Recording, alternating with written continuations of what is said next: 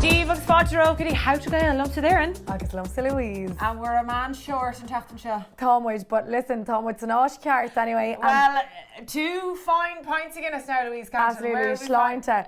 Like, I'm telling you. Where'd you get it? Táimid Gladagan. And we're actually thinking of Shiva enough because the last time we sat in this exact spot, well, we weren't sitting. We were dancing an owl set. We were actually, Shiva's in fairness, hen. yeah.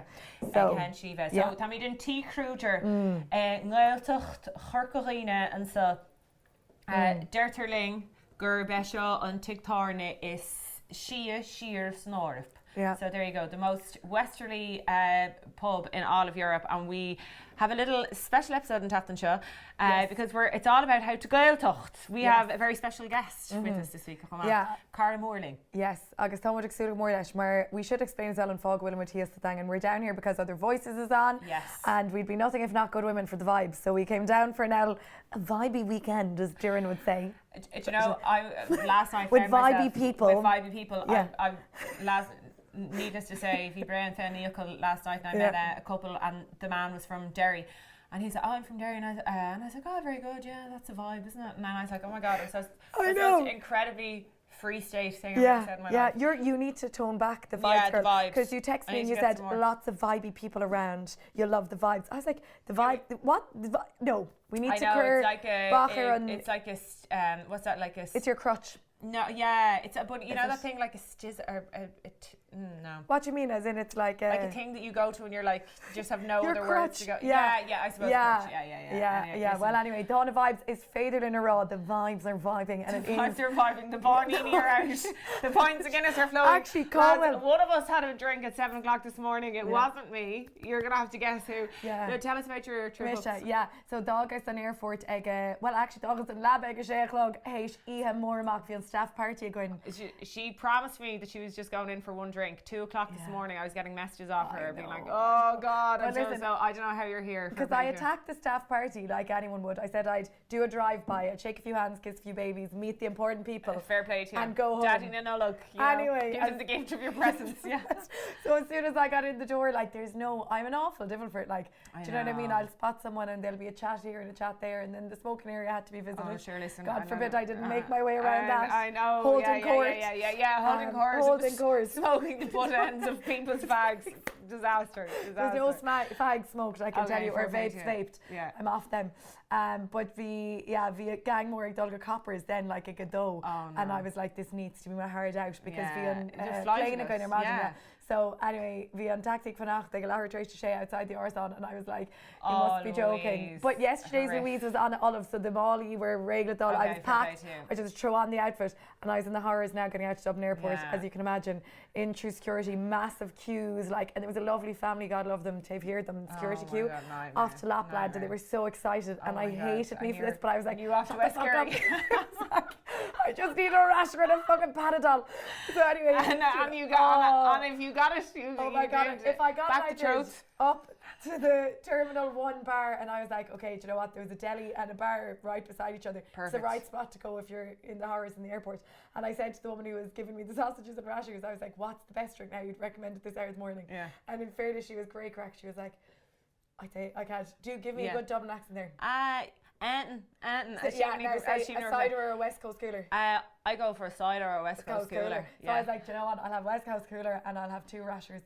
And a fair it was unbelievable. There you go. Like, she's your guardian angel. Ready to go. The vibes. The vibes. Yeah, perfect. Yeah. Well, listen, if a counter vibes, bhí mar gurí teach siar go tí chrúidir because an áte an chaú tá anam níirde ige socha mar institution san teh so tíre agus a gultar the Gaeltachta agus táimid chun fáte a chur riimisear inis far more radio, far more ceol, craoltóir, chairde, far úsal agus far Gaeltacht agus mar Pádraig Ó Sé.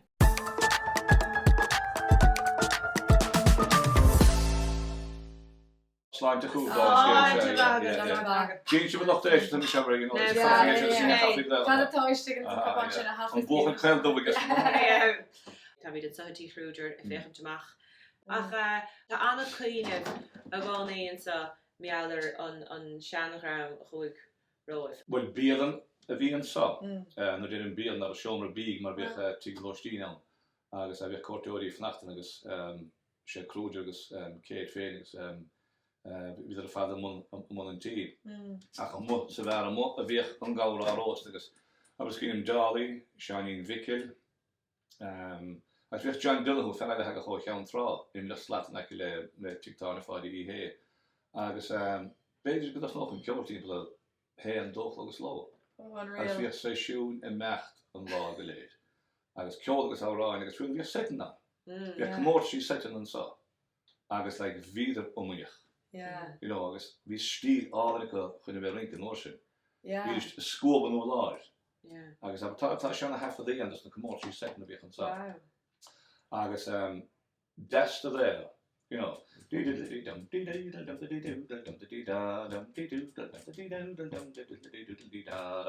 ceanna bhíoh a gé Dolly.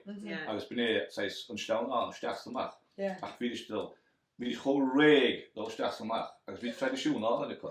Agus bhí chuidecha beidir go meach chloíad a gacha gas na ferh. Carabhat sós go dtíon bípá, agus ní bheith súlíntí eile slucha. Mar bhí bia réig. Agus bhí a clí. Tá hebrá a clí, mar bhí go bre clí go ré. Now ceist cuirt, á raibh na maná, mar bhéon bannig sin ceol, no? Because you're just after the long list of doing the...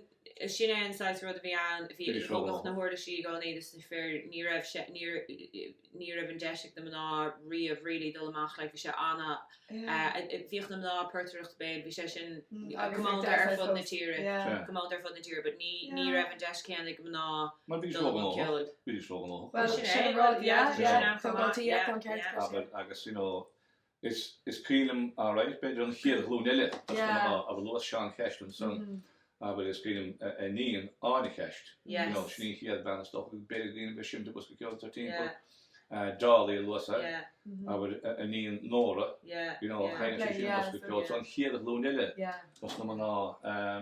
Shit, like, nar chuoíonn ar níor cadig maná teachtasteach, go furlahan ar fud na tíir níor cadidir dóisteach go teagósta go dtí na seachtaí nach sinna bhí. Oh, seans go bad. Yeah, so níor ceanna go dul gin mar galh. Yeah, I mean, right club is yeah. So yeah, but look, an rud ná bhfuil míad na chusin in ceart. Exactly. Oh my God. Yeah.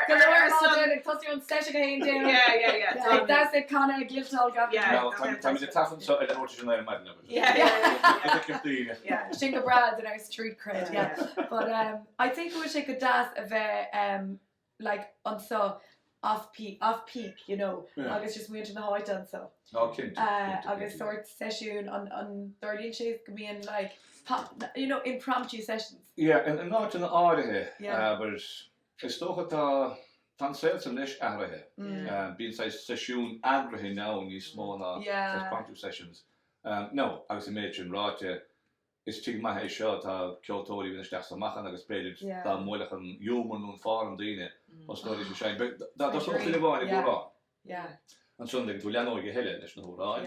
Agus tá sé tála hen sá aber tá dína bhín timp agus be na húla sí ceol agus féidir tú beidir an húla sígus. Be me chaí ligin tú. Ach ó heh an seanhéile bhían an seanna ceoltóir aber sníad ví an gohúnta fe mar ní chu sé deach ná nach chu a céhí timpla. Aber Louise, de hanna he seán á réad an san agus. Aber na le bhéoch na bád nait i d chean de hóra. Brúna gráis, wetsa bhán dús le a dúse, Agus fiúnas cín féin agus a gaiid níos brúna gráid bhíh drama limnach limnach a bú. Bhíh grúpaí bhíh sé spregadíine óga hagad is timppla caicís im brúna gráid a fáil mhaile.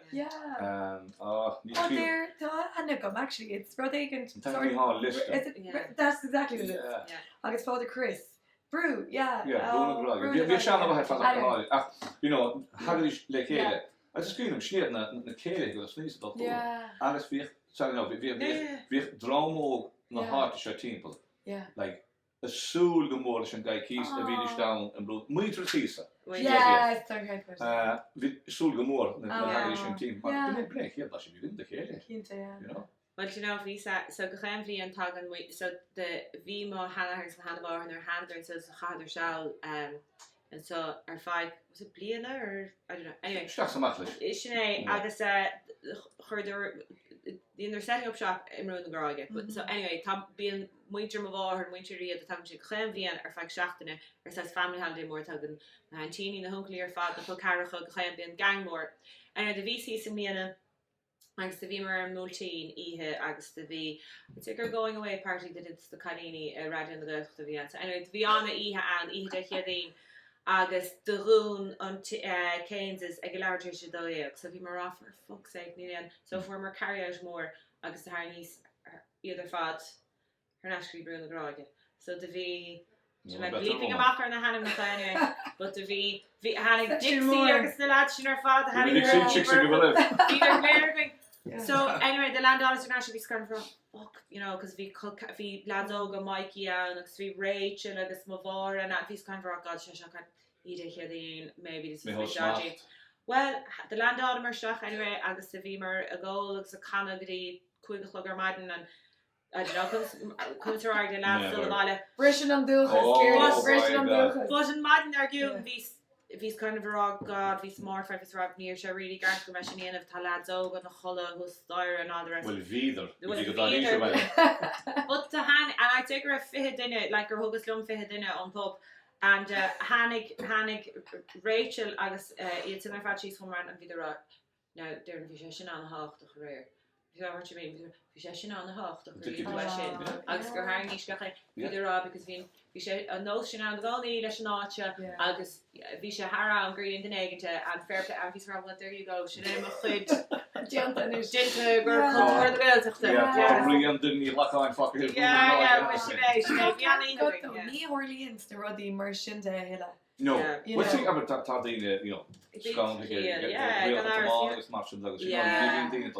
I don't know one will nose few like you'd be given out to me on Tower Father I'd be geared like sing song a toss new I just don't know what shake mock they suppose in like that drill that can happen I told you roll Rafa there's no phone I mean it's right next to if you get control Bob Dylan so now you see something they Agus aber talk na phones just about Agus we should go home een avonta we filmen de phones is why I mean dan nog een geleden that's the problem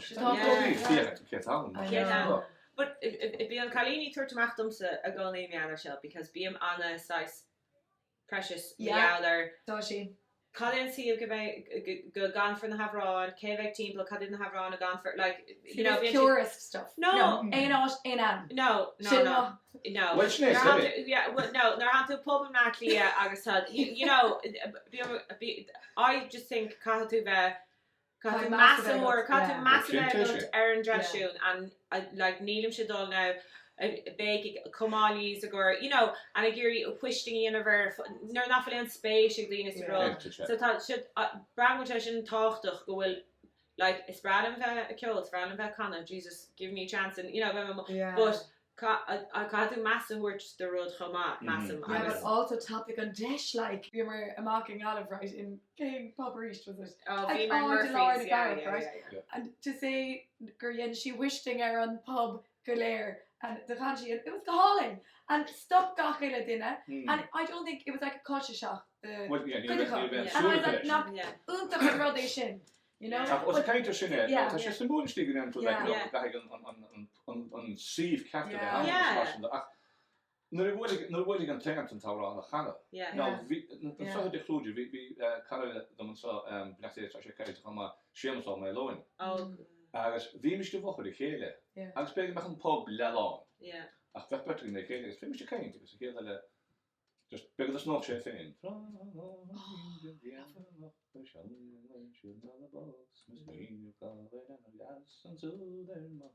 an stoki no Als vi sé sin sein gomste go min ik niet op na fokkel sne woende met. Als homelis ke team. Be me lo is tún kar le hele. agus just bheith canna le chéile. Aber ní ráid bheith canna ná Oh, it's bra sin. Yes, so sin unreal. Gan back in shish HD, you know. You have all this shit. Because that's just in the reverse. Because Neil the Haney that's in what you should just take Dana Vade. I'm sure that we a lot of data from Ostan from the knowledge. Tá sé lecha now to all the and some of the forces feeling shelly. Then post a deal a vianle, mar deal agus legatheis mar sin da. Ach, Christ, we've ball nights and Sunday. Oh my God, mar bhín tuiscin to get minch no stain. Féin. Agus fich like Mike Denino sé, dun hosnis sé sin céla. Agus fich na Frankie clown Joel on Frank had a team pleasure the team to go ní. I think Jesus, can Durham and PP likely have sé. Bhí sé siún te gaan. Is clean tá sé right, I know mar tan réachas an nachre. Scream dot stachan leis lá. Agus techt nachas leis lá. You know. Agus fich sé had tro nach on Daingean. Aber agus ní bheith clean na chainted fucking nightclubs na dot stachan Daingean. Be shot on hub. Agus agus ding machen setting the job around fich sé fucking native. And dálacht go an fiántas sin. Go déan sé sin láb le cultúr na Gaeltachta.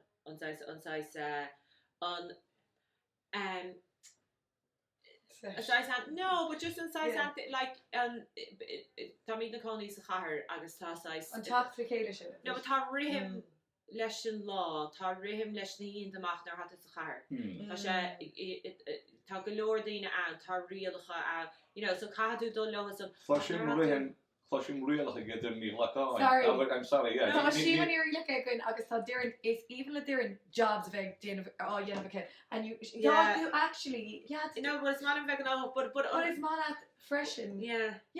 But an rud a bhí me an rá me aller cultúr na Gaeltachta is ní hugtar mór an count just the size you know na base and the sin gimíon an sochaí a glád leis san characha agus is se anna is socha gagad an se le tanna tag an mion ach tá you know Sinné agus céimte le na Gaeltachtaí de fiúla. I mean buchas le dé go bon leach me. You know, mar aber tá nas blachas, tá sebes le, tá tanga, tá fiántas.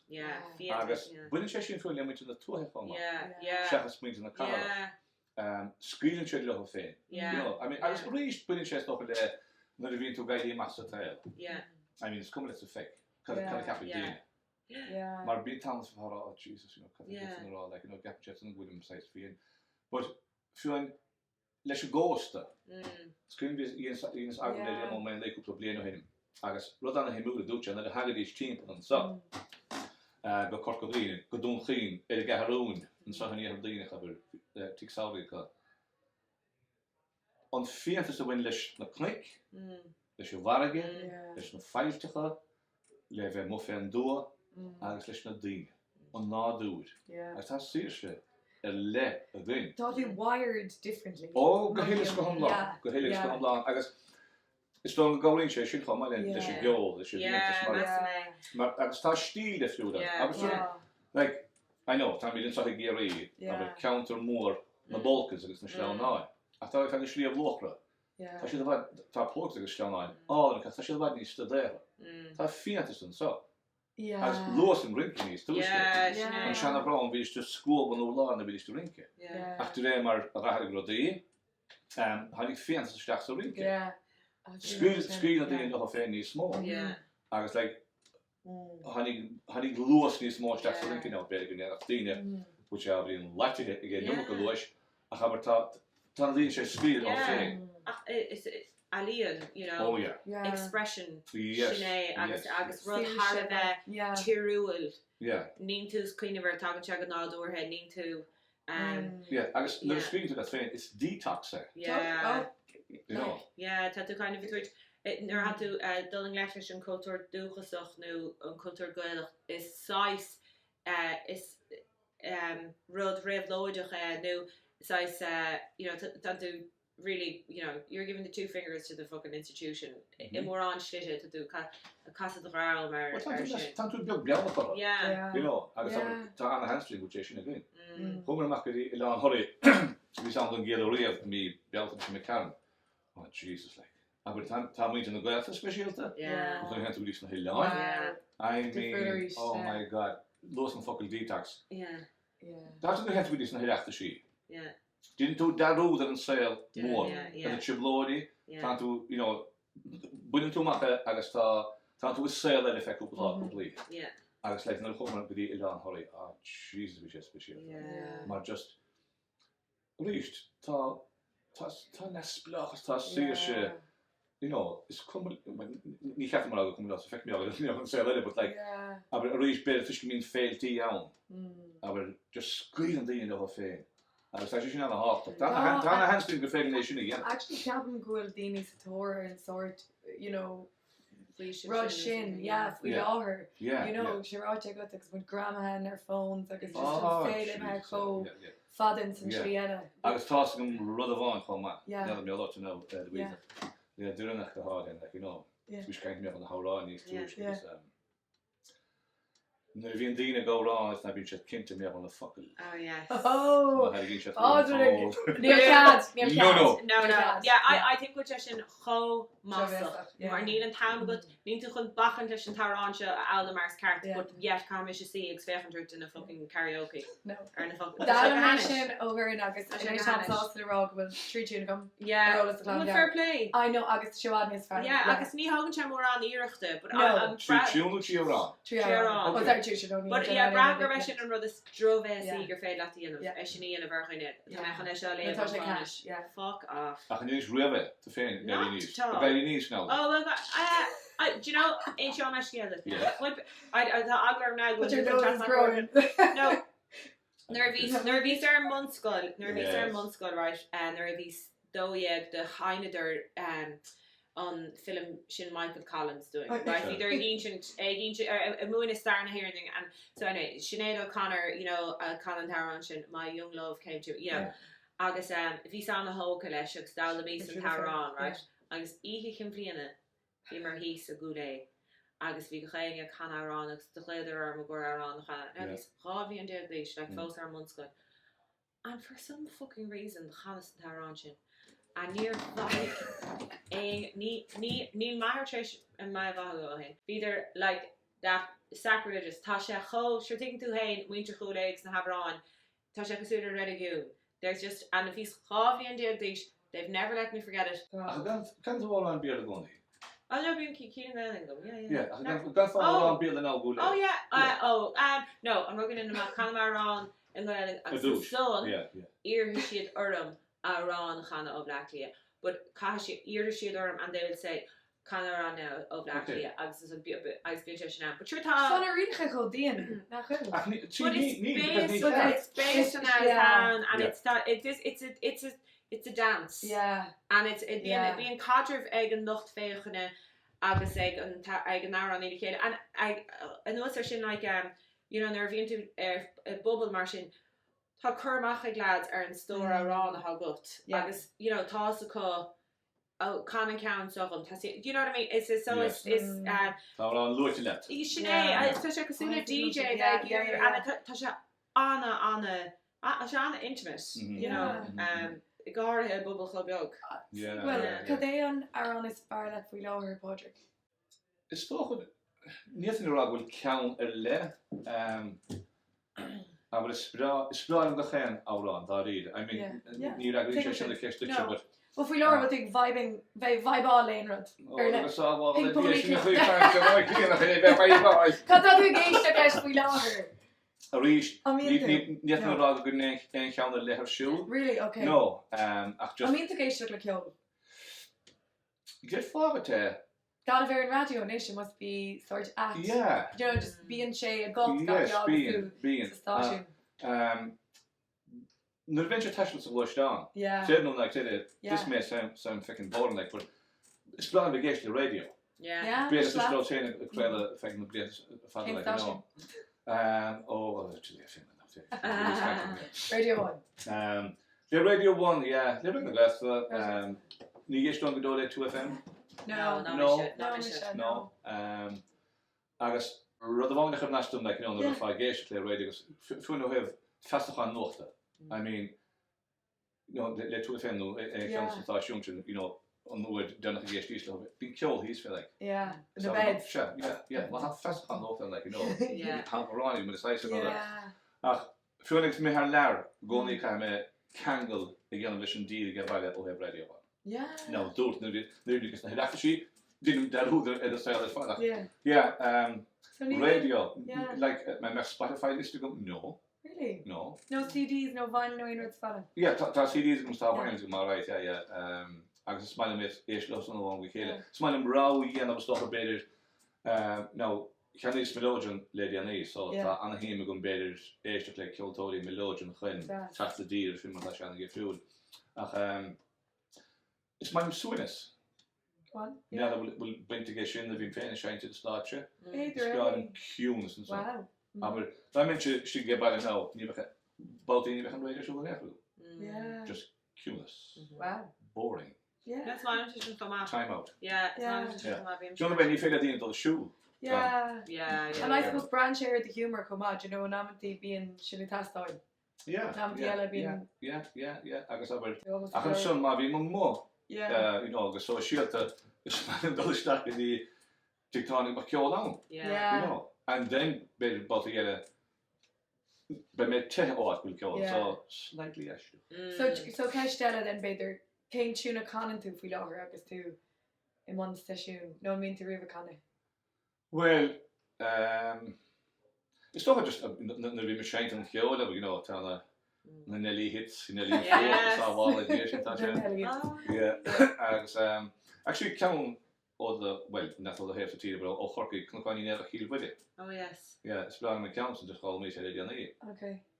So it's my nation of Hannah. I was really stuck on the easy sing along with the Hannah like you know. A bit geistlich. Oh wow. Yeah. Slightly boring. No. Bram nar han tú nát nar tá tú spás má a chean bin a bhad níos fusa sníanamh. Nar náfuil rudí go má bin tú gur distraction. Ach nar han tú de hábhín so bin a bhad níos fusa líosteach sa hiúinis. No, ní bheith ceolala gom sa luasathe. Mar bhís 8 is bhís 3 million dís ar los 8. So ní bheith ceol coiste néchar gom like, you know. Agus má bhaintir bailú dhéar bin achtéile nó sníad sé sa chuir an ceoltas má chóir amach like agus a bhúscail me chuin is stoch agus léidir ana-híime gom sa ceol agus like níor bhein mó taiste go níor bhein loisteána gona ge baile.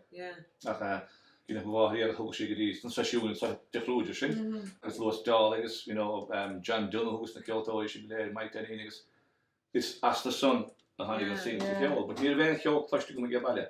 Chanach má air begáí bí godas bíine ge. Níor bheith aber dénach má bháir a ggóí ar bhein ó a ceolala ceach bhí ana-híime an ceol dún agus.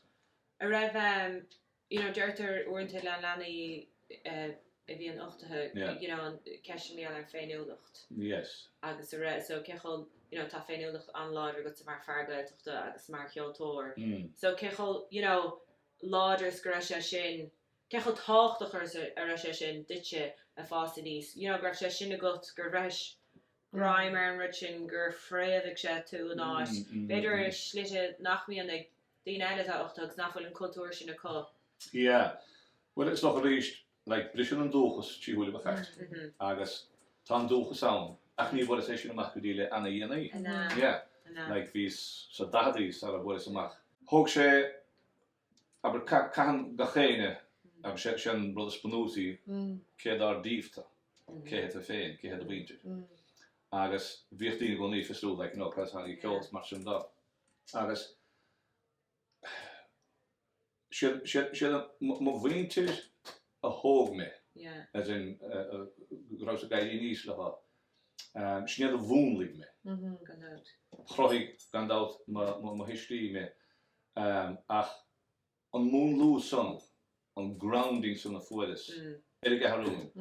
Or wiki gesailing aber. She had a woos can machen me. Slag graf she preve go Daingean sticken on. Ach woos lead sun now.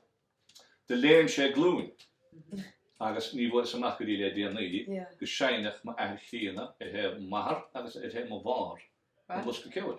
Wow. Bhí sé anna tá. Se, ach san léim sé glún agus ní an chéar bhfuil mé gan.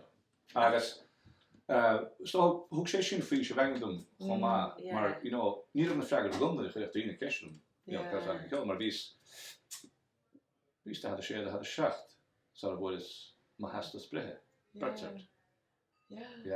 Agus an raibh an Bhuel gcónaí agat, nuair a bheochtú suas an lóidin an céadúir. Bhí sí gom riamh. Now, is an spanóga hos snéis a séint lá riamh le maiid den ó sé an nóstán gún an nóir féin bhí ráite gom. Agus stocha bhí tunchar a ggéis sin a rom, mar henigum bheith géisteach leis agus a bheith nach chódóidir, agus John Dunham ferile a lós a bhí an sáide cróidir. So, chair sé sin go mórstacha an beidir an sim sa lusca ceoin. Bhíoch na bhaid líní an ganál féin mar lós níos túisce bud. Sinné bhúscas an sim sa lusca ceoin, agus an bhí seanna bhí leoidún beag go baile agus bhí correct le lei sin. Bhfuil is spúnóga deacair? Tá, well, iad lá seo, I know, well, tá these féile a bháil hín glanhe le chéile. Oh, go on, Yes, so, like tá cúpla an fáil, no, so just no really matters. Could you imagine Brendan is shaking of gigs? Don't buy talk about merch. And here that a big album with like Fisher and Fiddle like it's a certain spinoga. How to know? Linked up view treated with us anyway. They told me really I don't know. A grill or session like okay, mate, no, like it's all should really now in fairness. Anna in fairness to Anna space and Vinci actually engaged just like no, Anna he got to me, don't knock my hopes on the spoons. No, I see this for you. Yeah, I think that just. But I know it's even on road day lads and show, just on tall live actually go well and conjure. I guess I would. It's passport there, the English kill and all that. I thought either genuinely thought either. Yeah, I mean, two Shannon like to put it down. You got to make sure that. As came, Tomas Movak have been a drink of it. Tá tíre, it put it down fish gigs in that key, and everything to go. I should have lost my shrink, a hook team put down so, but it's so on boy, I guess, but it's boy. It's tower so talent chin. Right. Tasha's Kahane, I have Wuski to math. Sinead an tógan Níor sé gach éine an hácht, but an tógan Sinead rud an mass an rud a chéan míad an isis. Nervhí sa siúil sí scrín fóbréir ó an tosá and he's kind of na daine seo sríníon an sa chéan blian is a Artúr ar cultúr Artúr is a tóir ar rud níos lehne féiniúlacht marse agus nafuil an táling goilse sin drílar gachad a rugad an tú sa cheolach agus tá fé núlacht ar le ag an míú na gaile míú na gaile agus is bhfuil tá sé go haróí smó tá ní smó san sto me techt na daine fé. Nar náfuil religiún a daine nar náfuil an rud sin nar tá soch an suchaí lehnúach nar náfuil an pobl choláidir sa bhí se hanna tá daine sa tóir ar an Ní sin rá bé náfuil religiúna go daine tá spedá tá sé a rinne locht na gair an locht a cheol is rot spedá sin go dtíir mar fé sin but a réist e tatan go dtíon binte sin ó hefn ceolda tá hans agus tá se a háach de histíise mar histíise de histíise mar tá ceol agus an tanga bhúsléh an tanga agus tá sé sin an háach é sinna chuir láhar an nó gan é bhrúra as tá le tíanana cin féin an glán chu mí a ggóide bí na thuúla sí an ligant ará úlis aránú agus tá sin na fan pe ceol ná agus bhfu is chu a máin as má bheabhar agus be me túis móí ná tú amach mé seo. No tuir an tí Fleanna ceol scoil bhfuil cean sin na féad é agus na lenaí agus a chuirtar gan éir de cos bhúdúnta a chuirtar si an stepan agus busca bailhhaing agus an sun nótaí ceol a ggóileach nó sé go hóta. Ní léon sé nóta ceol, but tá go rá go mar sin. Mar is trá tasnúach sa féadh sin mar Ní henne sé le nó a cean sun gan No, and tíimlacht agus I know big dean toach no like no, and tíimlacht an sicóíocht ar hen seach chun session díanamh. Ma tan sa fáí cíocht agus Santa Genevieve session tá an vibe om ná de friúid ná maha as na Pádraig Ó Sé ra me sí agus seanna me leis agus maha me dul ar ma hol hé pasíú ar agus tá difriocht even ma han tú súd gomórda dul sí agus ma ha mí de gig le chéile.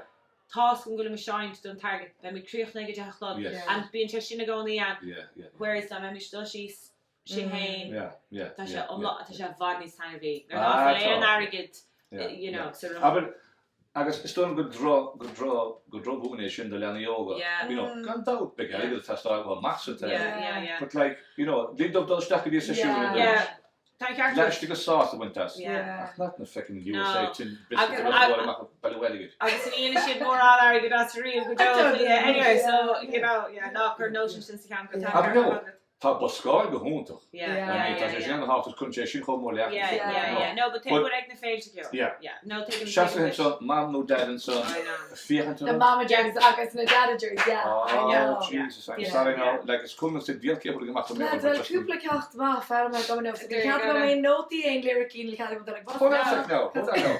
sí árán mé so bhí an gáéis seála gom le fada but then I kind of got over it really. Then Dowla May Christy Moore the contender. Agus Rud Shiva June. So Cadella, don't you actually found I don't know was shot now like sort it was like this the baby one, but Shularoon. Oh yes. I think was she on last on either I feel like it's good. Get the crowd going. Yes. I like Mohiam Bush on a yacker actually thought like there's a little up what you call it uppy down. There's an ordán agus íslán that gets me got over, but sinna I'm shake over faoi. Okay. Near she ready to go, but Tommy Gobber. Converse them. No, yes, of course. I can't just tear into it now. I'm people to go make her dinners, but I mean, talk up the pion Yeah. Point on like okay, I got. Oh my god, I'm really nervous. This is embarrassing. No, come on. Okay. Will you join in? Yes. Kitty, Okay, right. I wish I was on yonder hill, 'tis there I'd sit and cry my fill till this is the hard bit. Am I doing it? Yeah. A tear would turn a millisk-a-day to a morning sun. Shoo, la-roon. Shulga sucker agus shulga cure. Shulga darish agus eili down. It's good day to a morning sun. Yay! Oh my god! Sorry. Yes. She performance to Westlife and Jackton Chicago. She did a shool around and Jackton Shot. There you go. Verse the árán canta go a dá a chrúide an titána is siamh san nóra. Well, it's just the club. Yes. Wow. Yes. The most westerly part in Europe. Oh wow. Well, it's Johnny Ferrata. Kaishiv should just first want to they can test around in chomh. We'll be your ground. Doesn't árán, it's just ceoltóir. No, everyone has to have a go now. Just again, Nick. I'll give you verse one. No. Oh! No, because you just have to check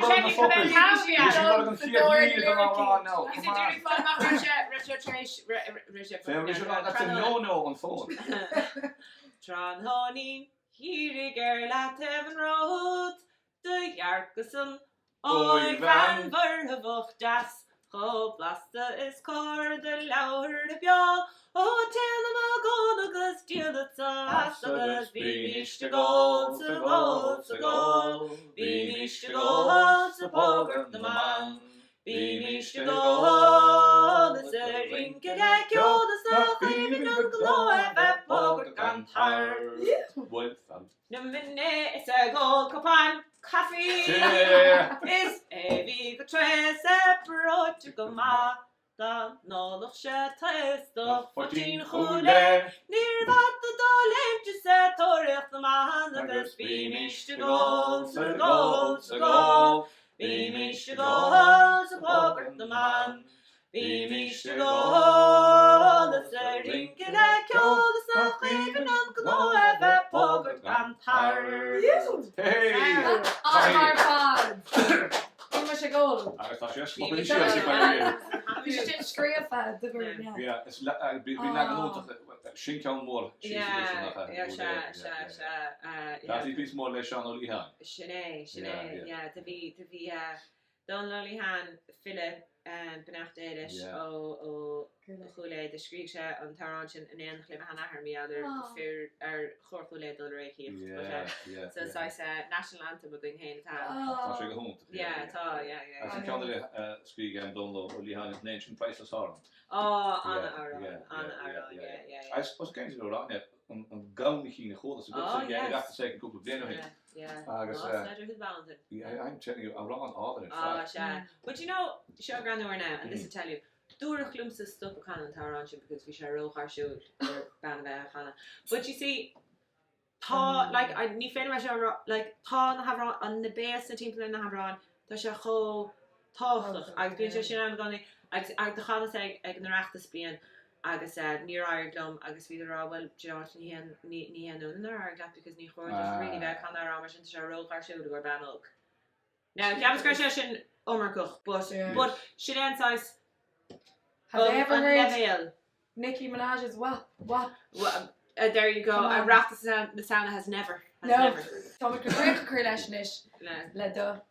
Patreon. Never to chase back on. Yeah, came to big diddleish. Well, it's a hard act to follow. I know I am. Is bochalihin mishe the hulig along. Hickertoirish na heart is fair enough. Imune en omperiglo hjertsegal. He mes a hedres metal. Sni hold am hen chuge na don valle bra. Dar vake som hjulta behoge ra. Nearly swim hoed en no ik ho bra. Leis an áitiúil go létar cíl bhuiile.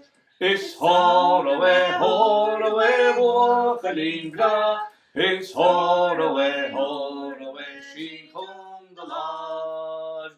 Táimid an mór is bachór a bheith lá. Chaim gan áil a míid sláim te cíl bhuiile. An súd a bhín túnlach min chlúd is faoi láin. An cheirseach ceap fríg agus truide. Dhéagah na sléadh snar géirí a féhla, is go mian lim le haid a bheith bhuidan. Bhíonn faoi me gan ganar taligin chun fiag, ag trech an tunnig is marcaig na géag. Bhíonn air go dá sédas na céad a hósa, Edch nog aan in er a cíl bhuiile. Is thór away bhuachalín bra. Is thór away sin chum the láid. Táimid an mór is bachór a bheith lá. Chaim gan áil a míid sláim te cíl bhuiile. Is saun a bhíon cuine agus sógach ag daibh. Mar a létar na hód is cliste. Bhíonn ó agus íban is rink agus rás, agus ceolta go bhíonn ann dá sement. Hic gas ar a hagrí ar gur gníomh le rá, bhacha an chuisgur snar stríc riamh don áid. Sin deile le gníra ach líntar dún cart, Chaim gan áil a míid sláim te cíl bhuiile. Is thór away bhuachalín bra. Is thór away sin chum the láid. Táimid an mór is bachór a bheith lá. Chaim gan all na mí sláin sa chairde. Well, ana-chomhrá an son ó Pádraig Ó Sé ba dheochar frása a bháin nó go fiocha machchan isisiú ar an glúis. So, duine míad sin chur míad in níorda ar an grid mar bhíon Daingean Frosty Agus Gachrad. Yeah, but we're under awful pressure. We've got gigs to go to and pints to finish here. Give Fleadh other voices. So go on. Agus Iach na Seachtaine. Torm Dolig Conna now. Agus on Ross, you know, to Curra Governor and sing into the back of the Jameson tent now. So watch her. You fuck Tarek Coomer off the stage. I'll be calling Wish tonight. Yeah, if we don't get Shula Root on the main stage at Jameson. Yeah. In the church. I'll be coming for you, Philip King. Yeah. Opening up for Dermot Kennedy. Yeah. Okay, Yup, I've the Shaftana. Well, I suppose Will Yup all work when, you know, táimid an susta Gaeltacht táimid thíos Daingean an áit is fear Daingean mis gafa. I love Kerry. In fairness, you love. It's bralam sa Kiri. I do. I really do. We were talking about being how I get emotional sometimes listening to songs. That also happens when I drive around Council. Yeah, really. Just thoroughly and Shay, it's like something comes over me. No, genuinely. Yeah. I don't know what it is, or maybe hormonal imbalance. But anyway, one or the other. It could either or. It depends. Yeah. But on Yacht the Shacht that all comes right. Nervious or net on their madam. There was 2 South dubs. Sorry now they're. I'm not a South dub. I'm a North dub. I know, but they're kind of your schooly vibes, I'd say. Oh yeah. And they were they were kind of talking about Gaeltacht barely, right? Lovely, but I was listening to their conversation. Oh no. And pay or out the Glart the Maryland. It was so, you know, like the guys, like you say whatever. And anyway, it's so ick. I hate it so much. But the plane landed anyway, and I was like, okay. I was kind of pretending to be asleep, and one of them was like, "No, I'm not even joking. Is there a time difference down here?" No, we do. I was like, no, I agree. Come on. There's nothing worse. Dubs that never leave Dublin. And then the only thing worse than dubs that never leave Dublin, right, are the dubs that leave Dublin like 3 times a year and think that they're really like understand life outside of Dublin, and they don't. Oh my God. That's the worst type. At least the ones that don't leave. I was like waiting for the joke to drop, but I was going to turn around and be like, it is actually, would you believe? There's a lot of wankers. It's actually 10 to 5 down here. Jesus, it's time for a pint. I was like, for fuck's sake. Anyway, all you Dublin fuckers. Yeah, sort your shit out. Yeah, sort your shit out, and all the rest of it. But all the rest of it. Bemi Tarnash and Tachtan Shakata, sorry, Bemi Tarnash and Tachtan Shachuing, agus Bemi to studio, agus Bemi to Sul Gomordash, agus Idar and Darlene, Tama Hain, agus Louise Dull goal. And God knows with the time difference down here, we could be a rational Tachtan Shakata. Slán.